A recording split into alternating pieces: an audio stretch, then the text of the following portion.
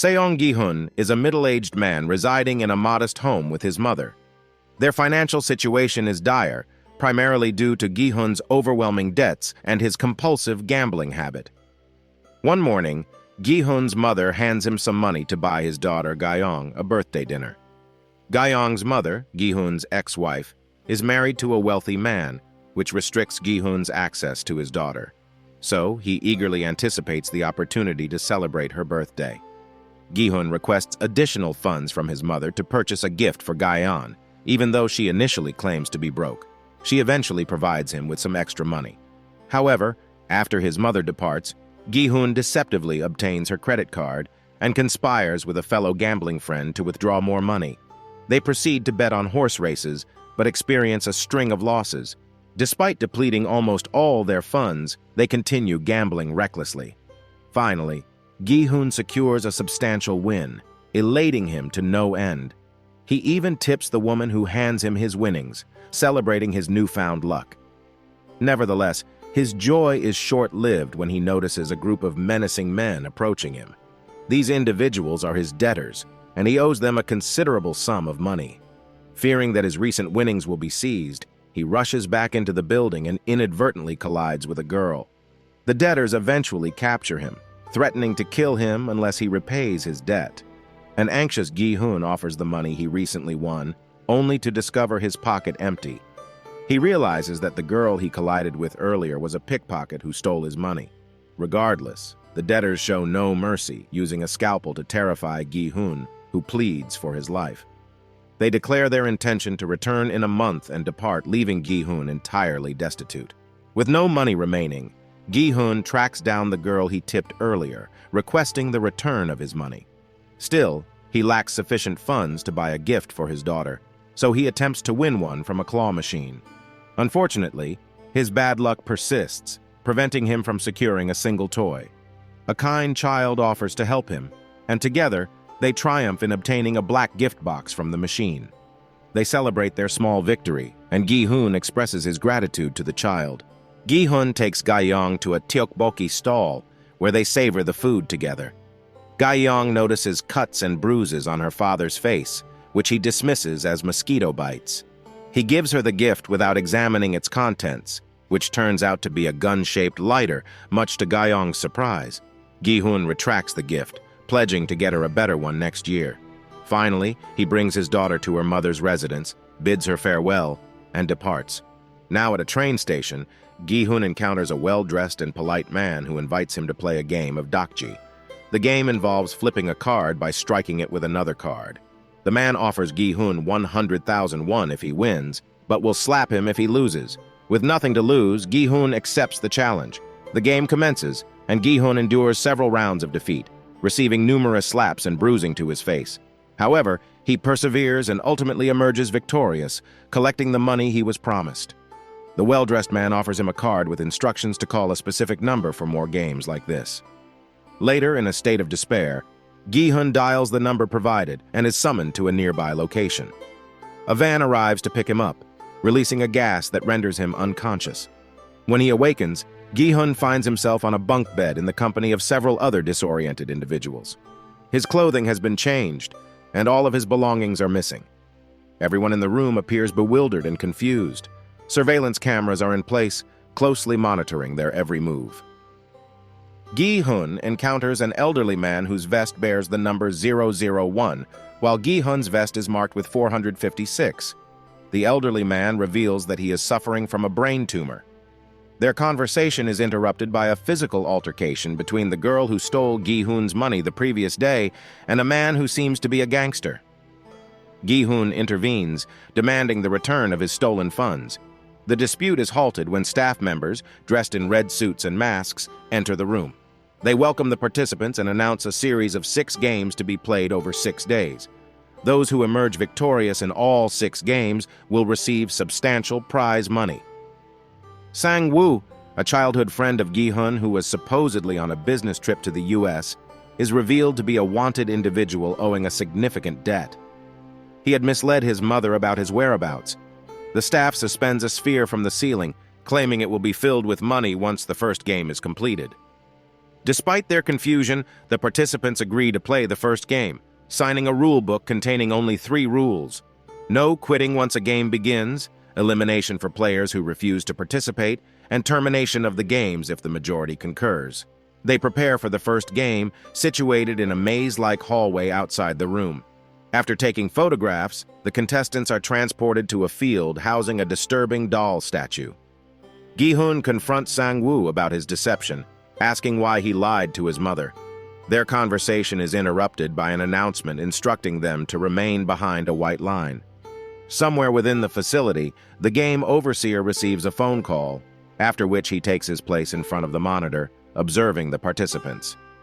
Back in the field, the contestants are informed that the first game is red light, green light, with a 10-minute time limit. Participants must freeze when the statue of a girl says red light, and can only move forward when she utters green light while turning around. Any movement detected during red light will result in elimination, and the statue immediately enforces this rule, eliminating a player with a gunshot. The rest of the participants remain bewildered as they proceed with the next round. Soon they come to a chilling realization. Those who are eliminated are brutally killed. Panic spreads, leading to chaos as people scramble and fall prey to gunfire. A horrific scene unfolds with lifeless bodies piling up at the entrance, turning the place into a gruesome bloodbath. Only a handful of contestants, frozen in fear, refrain from moving. Starting from the subsequent round, everyone becomes exceedingly cautious. Gi-hun remains paralyzed on the ground, but responds when Sang-woo urges him to move. He narrowly avoids falling, but is rescued by a fellow contestant named Ali. More individuals meet their demise as the game advances, until a select few, including Gi-hun, Sang-woo, the pickpocket girl Sae-byok, the elderly man Il-nam, the gangster Deok-soo, and Ali, manage to emerge successfully. The camera reveals their location to be a secluded island, with the facility situated underground. Staff members discreetly remove the deceased contestants and incinerate their bodies in furnaces. The survivors are returned to their room, profoundly shaken by the horrors they've witnessed. Gi-hun expresses his gratitude to Ali for saving his life. At this moment, the staff enters the room, congratulating them for completing the first round. The number of contestants dwindles from 456 to 201, signifying that 255 participants perished. Desperation mounts among the contestants, with one of the girls falling to her knees and pleading with the staff to release them. Others soon join her, all imploring for their freedom. However, the staff sternly reminds them of the second rule of the game, threatening to kill them should they refuse to continue playing. Sang-woo counters with the third rule, which allows them to end the game if the majority agrees. The staff agrees but insists on displaying the prize money before the final vote. The sphere, previously suspended from the ceiling, is filled with bundles of money, totaling 45.6 billion won. This tempting offer influences those who were initially against the game to change their stance, voting to continue. The final vote ultimately falls to Il-nam, who decides in favor of ending the game. Consequently, they are granted permission to leave unharmed. The staff discloses that if the majority of them wish to resume playing, they will be contacted.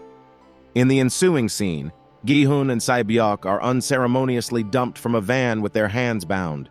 The same fate befalls Ali and Sang-woo, and they each go their separate ways. Sang-woo even provides Ali with some money for his bus fare. Gi-hun immediately reports his kidnapping to the police, although they find it difficult to believe that he was released because he voted to end the game. Police officer Junho, also present at the station, is intrigued by the card Gi-hun possesses. Afterward, Gi-hun returns home only to discover that his mother is missing. He rushes to the hospital, where he finds her suffering from severe diabetic complications. The doctors explain that her life can only be saved through surgery, but they cannot afford it. Elsewhere, we see Junho discussing his missing brother with his mother. His brother has been absent for several days, causing Junho great concern. Upon visiting his brother's apartment, Junho stumbles upon the same card Gi-hun showed to the police and decides to follow up with Gi-hun regarding it. Simultaneously, the pickpocket Sae-byok visits her brother in an orphanage. She is revealed to be a North Korean defector. with her parents still stuck in North Korea. She is determined to collect more money to rescue them and reunite her family. Ali, on the other hand, goes to confront his boss. Having moved to Korea from Pakistan to earn a living, Ali hasn't been paid in 6 months. He has a wife and young son to support, and his boss's refusal to pay pushes Ali to accidentally injure him. He takes the money and flees.